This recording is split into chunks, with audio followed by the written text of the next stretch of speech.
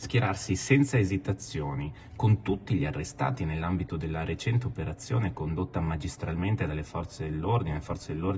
a cui va il nostro ringraziamento ancora una volta per l'ennesima operazione a tutela della legalità e della sicurezza nazionale, rappresenta un affronto pericoloso, inquietante e incompatibile con qualsiasi incarico pubblico. È la reazione del deputato e coordinatore provinciale vicentino di Fratelli d'Italia al post pubblicato su Facebook da Aledin Kaburi, il consigliere comunale di maggioranza di Tiene, che esprime solidarietà a Muhammad Annun, l'uomo arrestato con altre persone nell'ambito della recente operazione antiterrorismo perché accusato di aver finanziato Hamas per circa 7 milioni di euro. Un'operazione di polizia definita dal consigliere comunale con delega ai giovani repressione politica del governo contro le iniziative di solidarietà al popolo palestinese. Dichiarazioni inaccettabili e incompatibili, secondo Giovine, per chi esercita un ruolo istituzionale all'interno della maggioranza che governa il comune di Tiene. Un post vergognoso ancora di più se pensiamo alla città di Tiene, che è la città di Matteo Miotto, il soldato che vestendo con onore la divisa italiana ha perso la vita all'estero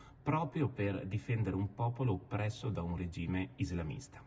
Io mi auguro sinceramente che il sindaco Michelusi, che il PD, che lo sostiene convintamente, possano prendere quanto prima le distanze dall'autore di questo post vergognoso, che gli vengano revocate le deleghe. Devo dire che l'amministrazione comunale rinnova la massima fiducia nelle istituzioni e nel lavoro di indagine attualmente in corso a carico di Muhammad Hannon. Ferma restando la libertà di pensiero di ciascuno, le affermazioni del consigliere comunale Aladin Kaburi rendono necessario un chiarimento immediato, proprio al fine di verificare il permanere dell'unità di intenti con questa amministrazione, che crede fortemente nella sinergia con le istituzioni a servizio della legalità.